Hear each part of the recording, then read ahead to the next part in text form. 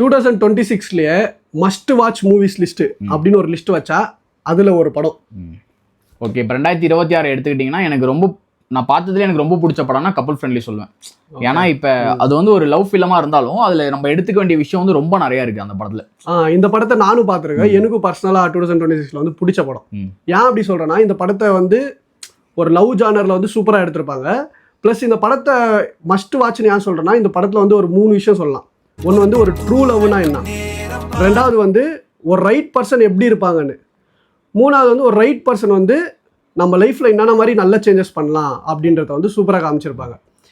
இப்போது எக்ஸாம்பிளுக்கு வந்து இந்த படத்தில் வந்து ஹீரோ கேரக்டர் வந்து ரொம்ப ஒரு வேலை தேடுற கேரக்டர். அவர் எந்த வேலைக்கு போக மாட்டார். ஆனால் ஒரு கனவு இருக்குது, ஒரு இன்டீரியர் டிசைன் கம்பெனி ஓப்பன் பண்ணுன்ற ஒரு கனவு இருக்குது. அந்த கனவுக்கு ஓடின்னு இருப்பார். ஊர்லேருந்து சென்னைக்கு வந்திருப்பார். ஸோ இந்த மாதிரிலாம் ஸ்ட்ரகிள்ஸ் இருக்கும். ஸோ எந்த வேலையும் கிடைக்காது. ஒரு பிரேக்கப் வேறு ஆகிருக்கும். ஸோ அந்த மாதிரி ஒரு ரொம்ப மோசமான நிலைமையில் இருக்கிற ஒரு கேரக்டர்னு வச்சுக்கோங்க. ஸோ எல்லாத்துக்கும் ட்ரை பண்ணியிருப்பார். ஆனால் எப்போ ஒரு ரைட் பர்சன் வருவாங்களோ அப்போ ஒரு வாழ்க்கையே வேற மாதிரி சேஞ்ச் ஆகிடும்.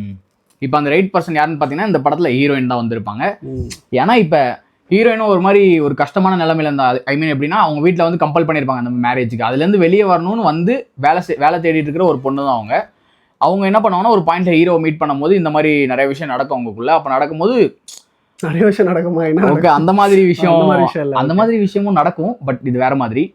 எப்படின்னா இப்ப ஹீரோயின் வந்து ஒரு சின்ன புள்ளி மாதிரி ஒன்று ஸ்டார்ட் பண்ணுவாங்க. இந்த மாதிரி ஹீரோ வேலை தேடிட்டு இருக்கும்போது நீ எப்படி தேடிட்டு இருக்க, ஆன்லைன்ல ஸ்டார்ட் பண்ண அப்படின்னு சொல்லிட்டு கூகுள்ல அவங்க ஃபேக் அக்கௌண்ட்ல ஆச்சு, என்னது ஃபேக் அட்ரஸ்ல அந்த கூகுள் மேப்ல வந்துட்டு கம்பெனி வந்து ரெஜிஸ்டர் பண்ணி ஓகே எங்க லொகேஷன் இருக்கு இந்த மாதிரி.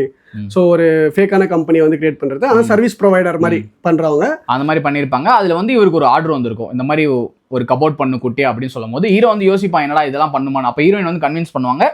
ஸோ இந்த மாதிரி கன்வின்ஸ் பண்ணி அவன் அதனால இவருக்கு வந்து இதோட பெரிய ப்ராஜெக்ட் வந்து கிடைச்சிட்டு இருக்கும். ஒரு சக்சஸ்ஃபுல்லான லைஃப் வந்து அவர் லீட் பண்ணியிருப்பான். ஆமா, அந்த ஒரு சின்ன விஷயத்த வந்து நெக்லிஜென்சி பண்ணாம ஹீரோனி சொன்ன, அதாவது ஒரு ரைட் பர்சன் சொன்ன பேச்சை கேட்டு அதை பண்ணதுனால அவருக்கு நெக்ஸ்ட் ஆர்டருங்க வந்து நிறைய வரும். ஸோ அவரோட க்ரோத் வந்து அங்கேருந்து அவர் என்ன நினைச்சாரோ, ஒரு இன்டீரியர் டிசைன் கம்பெனி எப்படி ஆரம்பிக்கணும்னு நினைச்சாரோ அந்த லெவலில் ரீச் ஆயிடுவார்.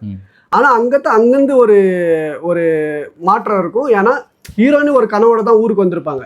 ஆனால் அந்த ஹீரோயினோட கனவை வந்து வேல்யூ பண்ண மாட்டார். ஸோ அதனால அவங்க நடுவில் இருக்கிற வந்து லவ் வந்து ரொம்ப வீக்குன்ட்டு இல்லை, லைக் அந்த மாதிரி லவ்வர்ஸுங்க மத்தியில் அவருக்கு நடக்கிற ஒரு ஈகோயிஸ்ட் ப்ராப்ளம், அப்புறம் ஒரு சண்டை, இதெல்லாம் வந்து ஒரு சூப்பராக காமிச்சிருப்பாங்க அந்த படத்தில். ஸோ இந்த மாதிரி நிறைய இன்ட்ரெஸ்டிங்கான விஷயங்கள் வந்து அந்த படத்தில் வந்து சூப்பராக பிளேஸ் பண்ணியிருப்பாங்க. அப்புறம் அந்த சீன் மூலிமா ஒரு லைஃப் லெசனை வந்து அந்த படத்தில் வந்து நல்லா சூப்பராக காமிச்சிருப்பாங்க. ஸோ படம் வந்து லாஸ்ட்டில் ஒரு ரொம்ப எமோஷ்னலாக முடிஞ்சாலும் படம் பார்க்குறதுக்கு ஒரு சாட்டிஸ்ஃபேக்ஷன் இருக்கும். ஆனால் லாஸ்ட்டில் வந்து நிறைய ஆடியன்ஸ்க்கு வந்து அந்த மூவி வந்து ரொம்ப ஒரு எமோஷ்னலான மூவியாக இருக்கும், கொஞ்சம் ட்ராமாவாக இருக்கும். ஸோ அதனால இந்த படம் வந்து one of the best love story movie 2026ன்னு சொல்லலாம். மஸ்ட் வாட்ச் கூட.